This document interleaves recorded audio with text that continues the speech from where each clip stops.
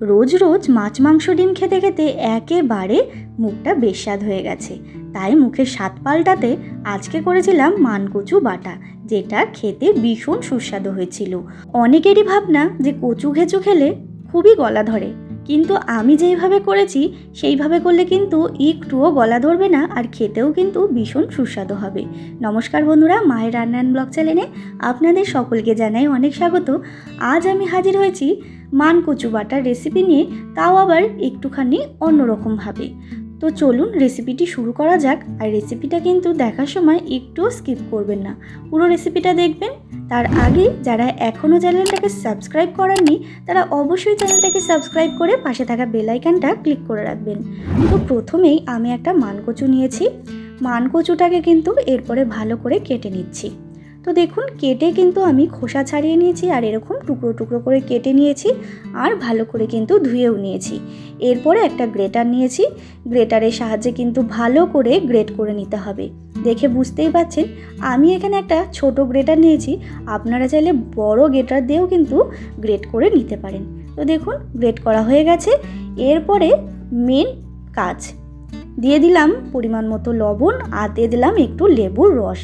অবশ্যই পাতিলেবুর রস দেবেন। তারপরে ভালো করে মেখে নিতে হবে। ভালো করে মেখে কিন্তু আমি প্রায় 10 থেকে 15 মিনিট এটা রেখে দেবো। অনেকেই ভাবতে পারেন যে কচু খেলে গলা ধরে, তার জন্য কিন্তু এই উপায়টা তৈরি করলে কিন্তু একেবারেই গলা ধরবে না। তো দেখুন, অনেকটা পরিমাণে কিন্তু জল ছেড়ে দিয়েছে, আর এই জলটাই কিন্তু কচুতে গলা ধরে। এই জলটা যদি ছেঁকে ফেলে দিতে পারেন তাহলে কিন্তু একটুও গলা ধরবে না। এরপরে আমি একটা প্লেটের মধ্যে একটা সাদা কাপড় নিয়ে নিয়েছি। এরপরে ভালো করে কিন্তু এই কাপড়ের সাহায্যে আমি কিন্তু জলটাকে চিপড়ে নেব। দেখে বুঝতেই পাচ্ছেন কতটা পরিমাণে জলটা বেরিয়েছে।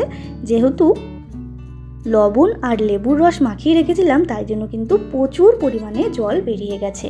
এরপরে ভালো করে কিন্তু জলটাকে আমি ছেঁকে নিয়েছি। দেখে বুঝতেই পাচ্ছেন একটুও জল নেই। এরপরে সরাসরি দিয়ে দিলাম একটা মিক্সিং জারের মধ্যে। দিয়ে এরপরে একে একে সমস্ত উপকরণ দিয়ে দেব। দিয়ে দিলাম কালো সর্ষে। এইখানে সর্ষেটাকে কিন্তু আমি একটুখানি ভিজিয়ে রেখেছিলাম, মানে ধুয়ে ভিজিয়ে রেখেছিলাম। সর্ষের মধ্যে যেহেতু অনেকটা পরিমাণেই নোংরা থাকে। এরপর দিয়ে দিলাম আমি কয়েক কোয়া রসুন, কাঁচা লঙ্কা, আর দিয়ে দিলাম একটু চিনি আর নারকেল কোড়া। ব্যাস, সমস্ত উপকরণ দিয়ে ভালো করে কিন্তু পেস্ট করে নিয়েছি। যদি আপনাদের মনে হয় যে পেস্টটা হতে একটু সময় লাগছে কিংবা হচ্ছে না, তাহলে কিন্তু আপনারা একটুখানি জল দিয়ে ভালো করে পেস্টটা তৈরি করে নেবেন। তো দেখুন, এরপরে কিন্তু পেস্টটা তৈরি করে আমি একটা প্লেটের মধ্যে সার্ভও করে দিয়েছি। দেখে বুঝতেই পাচ্ছেন কতটা সুন্দর হয়েছে। আর উপর থেকে অবশ্যই একটুখানি কাঁচা সর্ষের তেল দিয়ে দেবেন, তাহলে কিন্তু আরও দুর্দান্ত টেস্ট লাগবে। এই রেসিপিটা কিন্তু খুবই চটজলদি এবং ভীষণ সহজ একটি রেসিপি, সকলেই প্রায় করতে জানেন। আমি কিন্তু লোভ সামলাতে না পেরে বসে পড়েছি ভাত নিয়ে। কী যে টেস্ট হয়েছিল, এটা না খেলে আপনারা বুঝতেই পারবেন না। তো বন্ধুরা, আমার এই রেসিপিটা কেমন লাগলো অবশ্যই কমেন্ট করে জানাতে ভুলবেন না। ভালো লাগলে অবশ্যই একটা লাইক করবেন, শেয়ার করবেন। আর যারা এখনও চ্যানেলটাকে সাবস্ক্রাইব করেননি তারা অবশ্যই চ্যানেলটাকে সাবস্ক্রাইব করে আমার পাশে থাকবেন নিত্য নতুন ভিডিও দেখার জন্য।